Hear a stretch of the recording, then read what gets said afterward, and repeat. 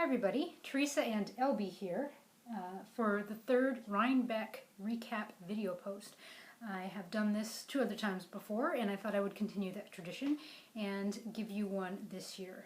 I went last year, so 2013, and then I went also in 2011, so there was a year that I skipped it there. But this being my 3rd year, I've had something of experience going to Rhinebeck, and I thought I would share some of those tips that I have cultivated throughout the years with you and sprinkle some of my purchases in throughout these tips. So I do have my handy dandy list of tips here that I'll be reading from because there's quite a few. And let's get going. What do you think? All right. So tip number 1, arrange meetups beforehand. People say this and you sort of think, okay, sure, but really, arrange meetings beforehand. There are so many people that I thought, oh, I'll see them there, I'll run into them if I run into them, and I didn't, and it's a shame. And I thought also, well, I'm going to the Ravelry meetup, which happened at 1 o'clock on Saturday. I believe that's the traditional time it happens. And I thought, sure, I'll run into people there. But it sort of depends, I think, on the way that you handle crowds personally and the people you're with. So, for example, I was there with a couple of friends, and I don't really deal too well with big, giant crowds of people, and it's very frenetic, and I couldn't find anybody, and I didn't really give it that much time. I suppose if I'd waited around and mingled for a while longer, perhaps I would have run into some people, but I tried standing up on benches and ledges and looking around the sea of faces, and I didn't immediately recognize anybody. And walking away from that and reflecting on it, I think it probably would be better to just arrange meetings specifically with people you want to see beforehand. That would be better than leaving it up to chance. And watch Twitter for sales and updates. I found that was particularly helpful this year. It's the first year that I've been seriously devoted to Twitter, and it really did help. Certain booths, like I was there Saturday and Sunday, I knew were restocked on Sunday because people had tweeted things. I'm sorry about him. He's just stretching his wings and screaming out his little lungs this evening. Bring food and water. This depends on the sort of Rhinebeck experience you want to have. But I like trying some of the food, but I don't really care for relying on it entirely because the lines are really long.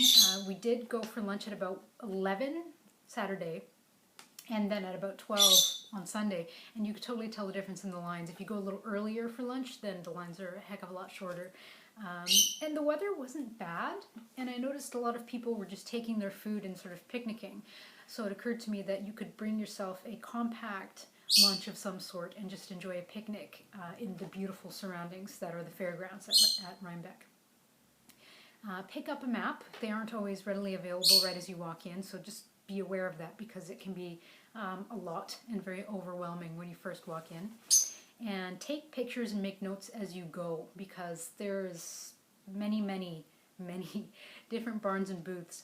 And you think, oh sure, I'll remember that amazing golden colored yarn at the end of this barn, and you won't. I wouldn't.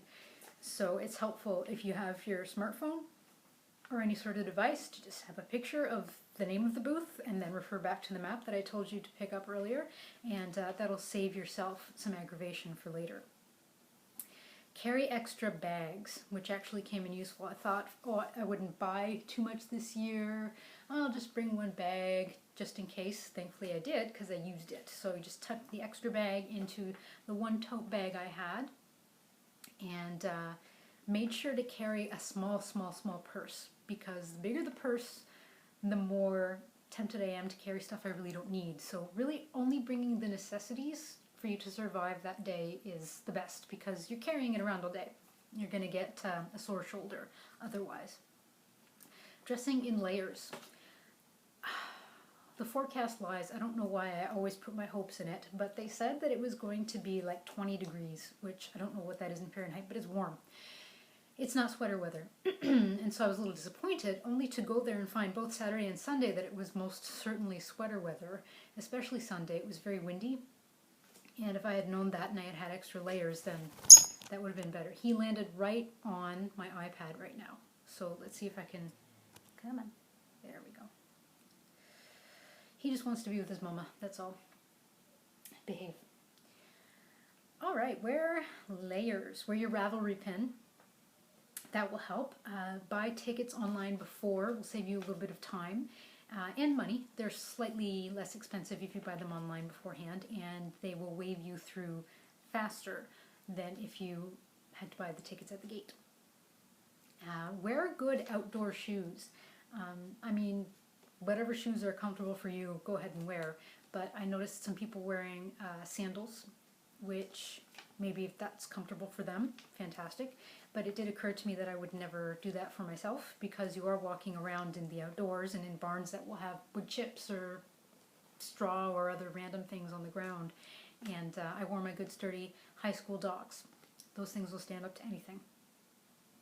And depending on the sort of person you are with, again, crowds and strangers, people will probably come up to you and touch the knits that you happen to be wearing. Just a warning, if you don't like people touching you, I don't know what you can do. Maybe just don't wear anything awesome. That's it. If you can help it, stay on the east side of the Hudson River, because the previous 2 times I went, I stayed on the west side, which means that you'd have to cross over the water to get there, and that bridge is of course a choke point, and it takes a long time to get over that bridge back and forth every day. So if you can help it, stay on the east side of the river. And Sunday is less busy, but lots of things are cleared out by Sunday. So if you're absolutely dying to get something from a particular popular seller, which I will list in just a second, perhaps going early on Saturday might be the way to do that. And for popular vendors, ones that you should keep your eyes open for if you want to get stuff for sure. This is only walking past booths and seeing which ones are really busy, but it seems Into the World, super busy, so much so that Sunday when I actually got to that building, half of their booth, more than half of their booth was just empty. It was just cleared right out. Miss Babs was very, very busy. Even on Sunday I could not get in there very much at all. Fiber Optics as well, very busy. I noticed that there's several different booths selling baskets, and they seem extremely popular because everywhere I turned people were carrying these very beautiful baskets. There is, I think it's called the Cheesemonger, but there's a building devoted to food, cheese and wine, etc. And this Cheesemonger had between 12 and 20, maybe it seemed, cheeses out there for you to try. And so of course everybody loves a free sample, so we're all lined up trying all of these different cheeses. It's a fantastic experience, but one that does take a little bit of a while. Jenny the Potter. A friend of mine that we went with this year actually was very keen on getting something from Jenny the Potter, so we got there like right away. We lined up right away. Maybe half an hour before it opened on Saturday, we arrived. So we stood in line outside. As soon as they opened the gates, we knew they opened them because there was literally a scream from several people of joy, and people started filing in. So we went directly to Jenny the Potter, and the line was already big, and it took us an hour and a half to just get into the booth to see what we wanted to see. I ended up coming away with this adorable notebook that was available in Jenny the Potter's booth from Jill Draper. And not only is it really sweet with these adorable critters on the front and the back, there you go, it's a blank notebook, so you can write all your little notes in there, but also, check out that. It's got the notes for Kitchener Stitch, a little "if lost and found, please return to," and on the back, we've got conversions and a ruler. Check out that. That was really awesome. So I picked up 2 of those guys.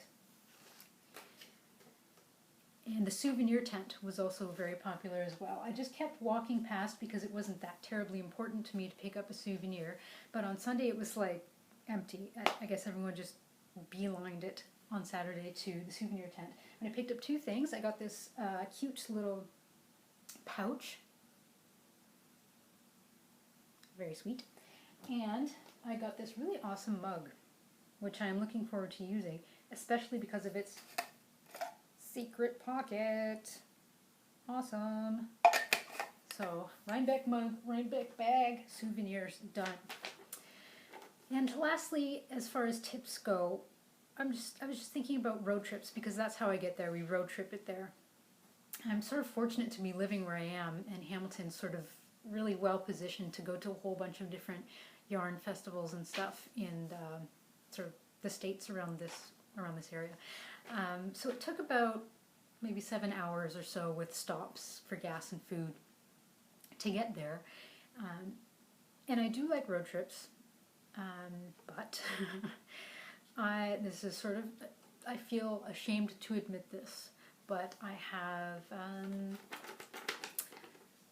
something of a little kid problem in the car. I get motion sickness. It's pathetic. So people kept telling me to take gravel, and I don't know why I didn't. I'm just being stubborn. But I finally did. I bought these little capsules that are supposed to last 12 hours, and wouldn't you know it, that worked. It totally worked. It took a little while to kick in, but it absolutely did, and it worked so well that I was actually able to knit in the car. I can't even usually read in the car because I get a headache and I don't feel well. But Gravol totally worked for me, didn't make me sleepy. I mean, I felt sleepy on Sunday and Monday, but maybe that was just the tumult of the weekend just having its effect upon me. But that would be one of my tips if you happen to suffer from motion sickness. Gravol might be the way for you to go. And again, depending on your personality, it's important, even if you're going with friends, people who are important to you and you love and you think this is going to be a fantastic experience, time alone might be a good thing to schedule for yourself and the rest of the people in your party. It is tempting to just sort of default to hanging out with each other, but it's also nice to have a little bit of alone time. It depends also on your particular shopping habits. Some people shop in different ways than others. I tend to zoom through because, you know, I'm not really great with crowds. And I just pop into the ones that get like stealthy, right? Pop into the ones that seem like it's easier to get into and then zoom to the end of the barn. And just go back later after I've taken my photos to remember which booths I want to go back to. And on your road trip, remember to wear clothes that are comfortable. You're going to be in that car for 7 hours. Wear the stretchy pants. Just do it. I don't care how ugly they are. Who's going to see you? The border guard? Who cares? They don't care. They've seen worse things than stretchy pants. And bring playlists. Something I forgot to do and forgot to suggest this year. But it's nice to have playlists because you can't rely on the radio because it's always changing because you're always moving. Yeah, it's just nice to have that variety. It's also a little fun thing you can do with your friends. You can all sort of make Rhinebeck playlists. Yeah, I've done this before. All right, on to the goodies. You're like, shut up, lady. Show me the goods. So what I ended up getting, I already showed you my little Jill Draper notebook and souvenirs. The first day it was kind of chilly and my hands were getting dry, so I just picked up this great little hand lotion. It smells really great. I wish this was smell-o-vision, but you know, we do what we can. The first day I picked up that, but the only other thing I picked up were these two hanks from the Periwinkle sheet. Pretty oxblood lily and vanilla frosting. Vanilla frosting. The depth of color in this one is fantastic. I'm not sure that you can make that out very well, but we have beautiful deep reds and just a little hint of like rusty orange in there too. Beautiful. So that's that. And then the second day, I went past a couple of places that would actually be pretty difficult to get yarn from otherwise. So the first one I stopped by was one that I had been to, I think the first year that I went to Rhinebeck, and it was Oasis Farm Fiber Mill. You can see here their information. And I was really excited to go back there because they, again, had their fantastic amounts of Angora and Angora blends for a steal. It's just unbelievable what they were charging for this. So this was $24 for 220 yards, 40% Angora, and I can't remember the other percentages. There's merino and something else in there too. But it's probably going to become a bonnet. I'm not quite sure. But if you can imagine how wonderful this would feel, keeping your head all nice and warm all winter. That's the plans for that guy.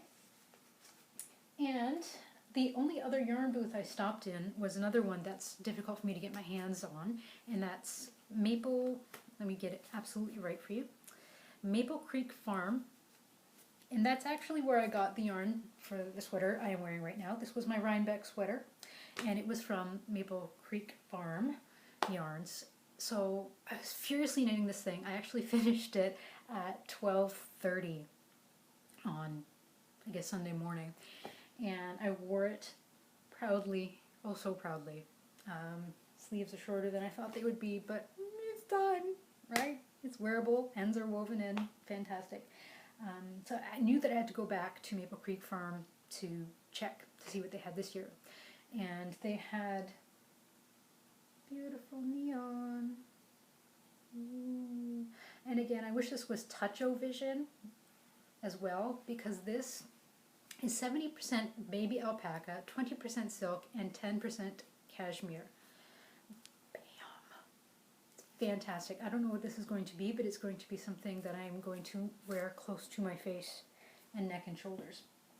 This one is also deliciously soft. This was that golden wonderfulness that I thought I would remember. I knew I would remember because Maple Creek Farm. But it is 60% wool, 30% silk, and 10% cashmere. So unfortunately they don't sell online anywhere that I could find, and briefly when I asked the woman who worked there, she said they used to sell on Etsy and they don't anymore, unfortunately. So I guess it's going to have to be like a precious thing that I have to plan for and save up for every October. And then lastly, I picked up this, which is just straight up wool, superwash and non-superwash, with this beautiful twisted color happening here. Look at that. Fantastic. Also from Maple Creek Farms. Maybe a hat with a great big giant pom-pom. I'm into the pom-poms lately. What can I say? And finally, the last thing I brought home with me was this fantastic book. The new one, Magpies, Homebodies, and Nomads by Cerelia Rose. And she's such a delightful, delightful person. She actually remembered my name. We've met each other maybe once or twice, extremely, extremely briefly, and she totally remembered my name. Very well done. Unfortunately, I wasn't able to stay for her whole talk on Sunday. It was quite interesting, and she was telling us about, it was focusing on color, but also through the lens of writing the book, and how she was concerned. She did include some little bits of neon in some of the yarn choices that she had here, and she was sort of concerned that it would look dated or outdated when the book came out, because she'd been working on it. Of course, books take a while to create. But I was witness to this. She said it herself in the talk. The neon thing is not going away. You saw my purchases there. Tons of booths had neon stuff. Maybe I'm super into looking for it, so I noticed it, but it seemed like all over the place. Every barn, every place had neon. So don't you worry, fellow neon fans. That stuff's not going anywhere anytime soon.